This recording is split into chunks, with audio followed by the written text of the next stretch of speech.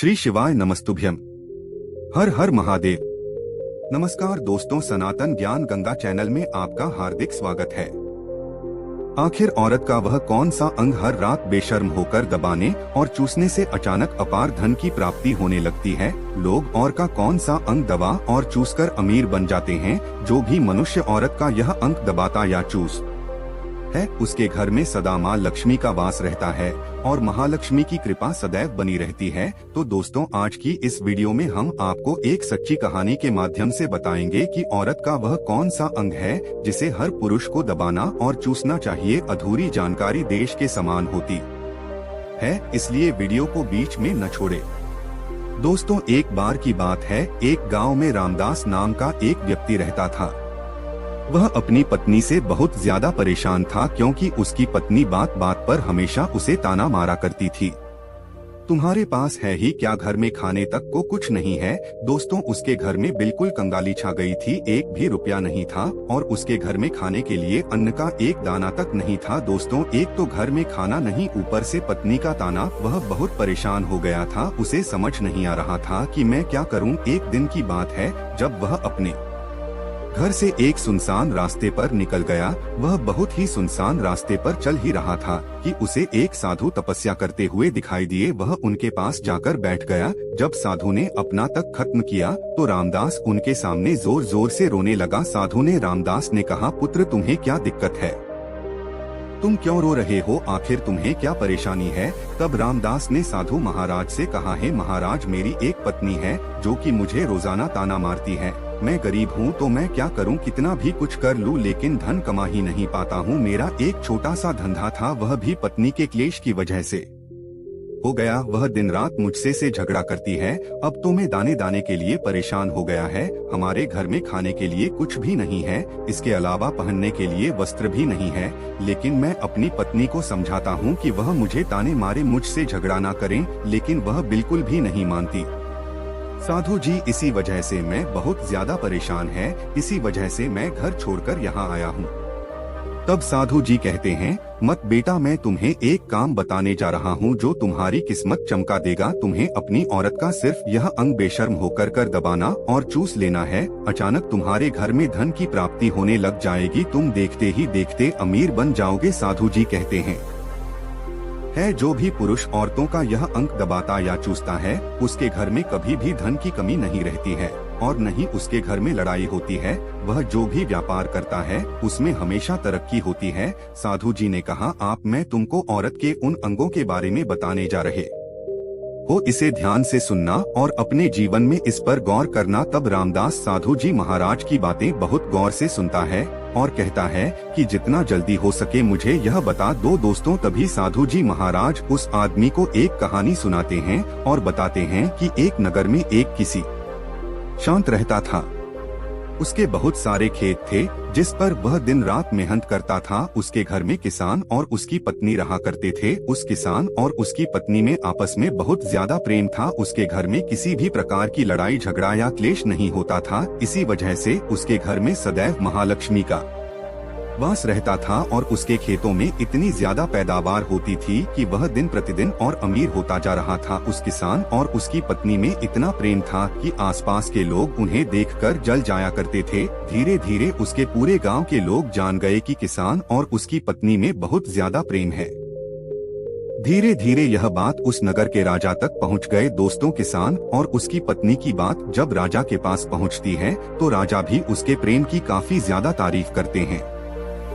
वह सभी से बताते हैं कि हमारे नगर में एक किसान और उसकी पत्नी रहते हैं जिनमें कभी भी लड़ाई झगड़े नहीं होते हैं। उन दोनों में आपस में इतना प्रेम है कि मैंने ऐसा अपनी जिंदगी में कभी भी नहीं देखा। एक बार की बात है, राजा पूरे नगर में ढिंढोरा पिटवा देता है कि इस नगर में जितने भी लोग हैं वह सभी अपने घर में घी का दिया जलाएंगे। राजा की पत्नी पूछती है कि आप ऐसा क्यों कर रहे हैं? सबके घर में घी का दिया क्यों जलवा रही है? राजा अपनी पत्नी की बात सुनकर कहते हैं, दीपक प्रेम की निशानी होता है। जिसके घर में घी का दीपक जलता है उसके घर में सदैव प्रेम बना रहता है। और मैं चाहता हूँ कि जो प्रेम किसान और उसकी पत्नी के घर में है वह हमारे पूरे नगर में रह रहे पति पत्नी के बीच हो, इसीलिए मैं हर घर में दीपक जलाना चाहता हूँ। दोस्तों, राजा के सैनिक जाते हैं और हर जगह नगर में डुग्गी पीट देते हैं और कहते हैं सभी के घर रात भर घी का दीपक जलाना चाहिए। दोस्तों, राजा की बात मानकर सभी नगरवासी अपने घर में दीपक जला देते हैं, लेकिन जैसे ही आधी रात होती है सभी के घर के दीपक बुझ जाते हैं, लेकिन किसान के घर का दीपक वैसे ही जलता रहता है। दोस्तों, दीपक हमेशा किसान की पत्नी जलाती थी, लेकिन उसकी बात नहीं मानती थी। वह हमेशा अपनी मनमानी करती थी, उसका जो भी मन करता था वही काम करती थी। लेकिन किसान को इस बात से कोई भी दिक्कत नहीं होती थी, क्योंकि किसान बहुत समझदार था। किसान सोचता था यदि मैं अपनी पत्नी को रोक टोक करूंगा तो घर में बेवजह ही लड़ाई झगड़ा होंगे, कई चीजें। किसान इस वजह से अनदेखा करता था कि उसके घर में प्रेम बना रहे। राजा अपने महल को छोड़कर पूरे नगर का नजारा देख रहे थे।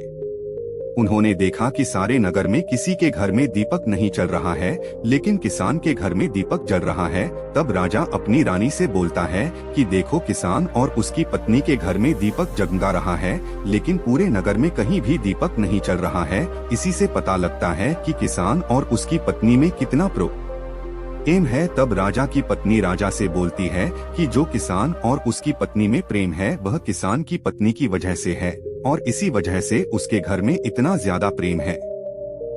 दोस्तों, जब राजा रानी की बात सुनता है तो कहता है नहीं, तुम्हारा सोचना गलत है। जो प्रेम किसान के घर में है वह उसकी पत्नी की वजह से नहीं है, बल्कि वह किसान की वजह से है। रानी कहती है कि किसान की पत्नी बहुत ज्यादा समझदार है, आपका सोचना गलत है, और यही वजह है जो कि उनके घर में कभी भी लड़ाई झगड़ा नहीं होता है। राजा कहता है कि किसान समझदार है और रानी कहती है कि किसान की पत्नी समझदार है। दोस्तों, इसी तरह कुछ देर चलता रहा। इसी बात को लेकर राजा और रानी के बीच काफी झगड़ा हो गया। इसके बाद रानी राजा की दाढ़ी उखाड़ ली और राजा ने रानी को उठाकर पटक दिया। इसके बाद राजा कहता है हम लोगों को झगड़ा करने की जरूरत नहीं है, क्यों न हम किसान और उसकी पत्नी की परीक्षा ले लें। सारा दूध का दूध और पानी का पानी हो जाएगा। लड़ाई करने के बाद इस बात पर राजा और रानी दोनों सहमत हो गए और दोनों की परीक्षा लेने के लिए तैयार हो जाते हैं।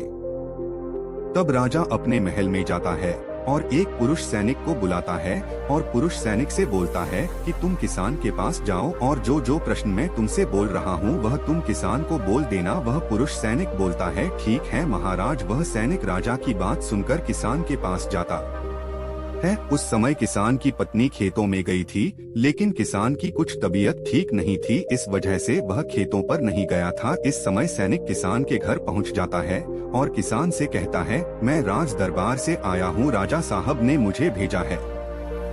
दोस्तों, किसान कहता है बताइए मैं आपकी क्या सेवा कर सकता हूं?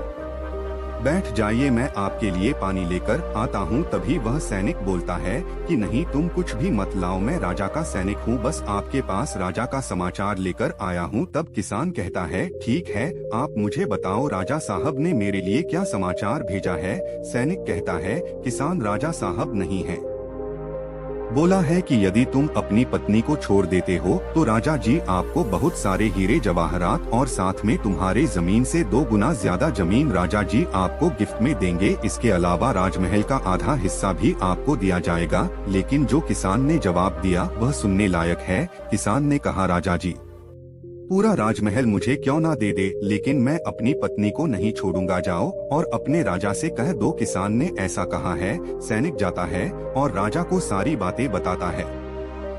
इस समय रानी वहाँ पर सैनिक की बात सुन रही थी। सुनने के बाद रानी ने कहा आपने किसान की तो परीक्षा ले ली, लेकिन किसान की पत्नी की परीक्षा नहीं ली है। इस तरह से हम कैसे पता कर सकते हैं कि कौन समझदार है? इसके बाद रानी ने कहा कि अब मैं भी किसान की पत्नी की परीक्षा लेना चाहती हूँ। जब दोनों की परीक्षा हो जाएगी तभी पता चलेगा कि कौन समझदार है। फिर रानी ने भी एक सैनिक बुलाया और कहा कि मेरी बार किसान की पत्नी को बोलना और याद रखना यह बात तभी बताना जब किसान वहाँ पर न हो। सैनिक ने पूछा कि रानी क्या बात बतानी है, वह तो बताओ। तो रानी ने सैनिक को सारी बात बता दी। सैनिक किसान के घर जाता है और उसके घर में आवाज लगा तो उसके घर से किसान की पत्नी निकल कर आती है और कहती है, बताओ क्या हुआ, क्यों ढिंढोरा पीट रहे हो? तो सैनिक ने कहा कि राजमहल से आया हूँ, मुझे रानी ने भेजा है। किसान की पत्नी ने कहा, बताओ किस लिए आए हो? तब सैनिक ने कहा, रानी ने बोला है यदि तुम अपने पति किसान को मार देती हो तो आपको बहुत सारे हीरे जवाहरात रानी आपको देंगी और साथ में राजमहल का आधा हिस्सा भी आपको मिलेगा। इसके अलावा जितनी भी आपकी जमीन है वह तो आपकी रहेगी, लेकिन उसकी दोगुना जमीन भी रानी आपको देगी। यह बात सुनकर किसान की पत्नी तैयार हो जाती है, कहती है, ठीक है, यदि मुझे रानी साहिबा देंगी तो मुझे मंजूर है, मैं अपने पति को मार दूंगी।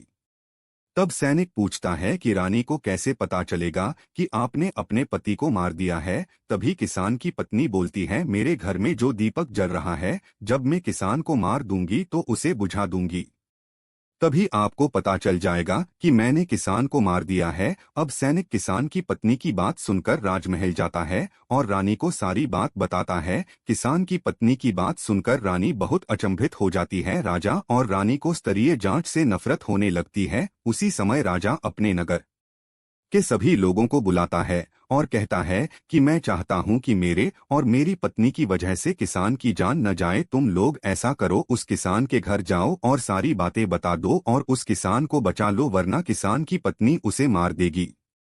इधर सैनिक किसान के घर जाते हैं और सोचते हैं कि किसान की पत्नी किसान को रात में मारेगी और दिया बुझ आएगी। इससे पहले ही हम किसान के घर में पहुंच जाते हैं और किसान को बचा लेते हैं। दोस्तों, जैसे ही राजा के सैनिक किसान के घर पहुंचते हैं तो देखते हैं कि किसान तो पड़ा हुआ है। तो सैनिक किसान की पत्नी से बोलते हैं कि तुमको तो किसान को रात में मारने के लिए बोला गया था, लेकिन आपने अभी किसान को क्यों मार दिया? तब उस किसान की पत्नी बोलती है कि किसान को तो मुझे मारना ही था, रात में तो मुझे सिर्फ दिया ही बुझाना था, इसलिए किसान को तो मैंने दिन में ही मार दिया है।